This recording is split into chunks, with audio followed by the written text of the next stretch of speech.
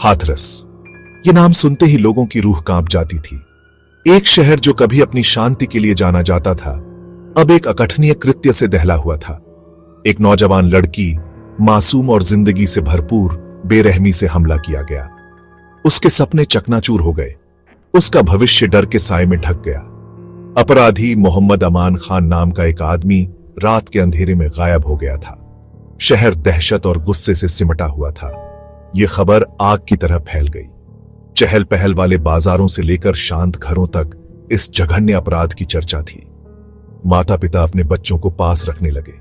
हाथरस पर डर का एक साया छा गया, भारी और दम घोंटने वाला। क्या कभी न्याय मिलेगा?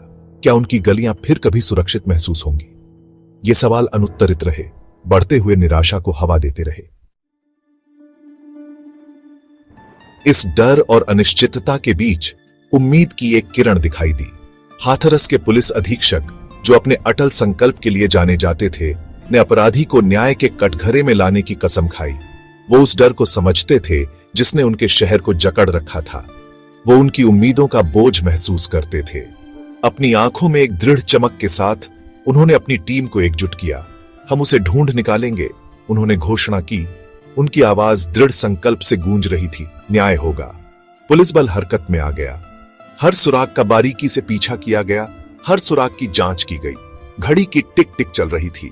वे जानते थे कि हर पल के साथ खान को ढूंढने की संभावना कम होती जा रही थी। दबाव बहुत था, लेकिन उन्होंने हार मानने से इनकार कर दिया।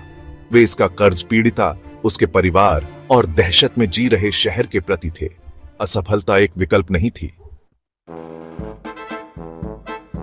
लगातार कई दिनों तक पीछा करने के बाद पुलिस खान के शहर के बाहरी इलाके में एक सुनसान ठिकाने पर पहुंची। यही जगह थी। जैसे ही पुलिस अधिकारी सावधानी से आगे बढ़े, उनके हाथ उनकी पिस्तौल पर मंडरा रहे थे। हवा में तनाव व्याप्त था। अंदर उन्होंने मोहम्मद अमान खान को पाया। उसकी आंखों में डर और अवज्ञा का मिश्रण था। वो जानता था कि उसका समय खत्म हो गया है। जैसे ही अधिकारियों ने उसे पकड़ने के लिए कदम बढ़ाया, एक संघर्ष शुरू हो गया। खान हताश और एड्रेनालाइन की एक लहर से प्रेरित होकर एक अधिकारी की पिस्तौल के लिए झपटा। एक गोली चली, ठिकाने की खामोशी को चीरती हुई। पुलिस, उनकी ट्रेनिंग काम आई। उन्होंने तुरंत प्रतिक्रिया दी। उनके अपने हथियार निकाल लिए। मुठभेड़ तेज और क्रूर थी। जीवन और मृत्यु का नृत्य। जब धूल जमी तो मोहम्मद अमान खान गंभीर रूप से घायल होकर जमीन पर पड़ा था। न्याय हुआ, तेजी से और निर्णायक रूप से। जैसे ही दूर से सायरन बजी, हाथरस में राहत की सांस ली गई।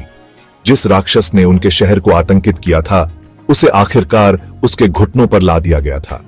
इस मुठभेड़ ने एक स्पष्ट संदेश दिया। उनके शहर में अपराध बर्दाश्त नहीं किया जाएगा। हाथरस पुलिस बल के बहादुर अधिकारियों ने न्याय के प्रति अपनी अटूट प्रतिबद्धता के साथ सुरक्षा की भावना बहाल की थी। लड़की और उसका परिवार, हालांकि हमेशा के लिए इस दर्दनाक घटना से आहत हुए, आखिरकार ठीक होना शुरू कर सकते थे। हाथरस पर मंडरा रहा डर का साया कम होने लगा। उसकी जगह उम्मीद की एक किरण ने ले ली। न्याय की जीत। रात सादाबाद कोतवाली पर एक नाबालिग बच्ची के साथ दुष्कर्म किए जाने की घटना के संबंध में अभियोग पंजीकृत किया गया था और वो अज्ञात में था। इस संबंध में संदिग्ध व्यक्ति की शिनाख्त कर उस आरोपी को गिरफ्तार किया गया और जिसका नाम अमन पुत्र चांद खा है। और आज जब उसको माननीय कोर्ट के समक्ष प्रस्तुत करने हेतु उसके पूर्व जो निर्धारित प्रक्रिया है, जिसमें हम उसको मेडिकल की जांच के लिए ले जाते हैं, वहाँ हमारी टीम उसको लेके गई थी। वहाँ से वापसी में जब कोर्ट जा रहे थे तो नगला कोंडा के पास उस अभियुक्त ने यूरिनेट करने की, बाथरूम जाने के लिए कहा। चौकी इंचार्ज दिसावर उसके साथ उतरे और उसको जब वो वहाँ पे ले गए तो अचानक से फिर उसने चौकी इंचार्ज का जो सरकारी पिस्टल है उसको छीनकर फायर कर दिया, जिससे कि एक गोली जो है कि वो जो हमारी पुलिस जीप है हमारी थाने की, उस पर जाके हिट हो गई। तुरंत प्रभारी निरीक्षक सादाबाद ने उसका काउंटर किया आत्मरक्षा, क्योंकि उसने पुलिस टीम पे फायर किया था, जिससे कि अभियुक्त अमन पुत्र चांद खा के दाहिने पैर में गोली लगी है और वो उसको इस समय डिस्ट्रिक्ट हॉस्पिटल भेजा गया है। इस संबंध में आवश्यक विधिक कार्रवाई की जा रही है।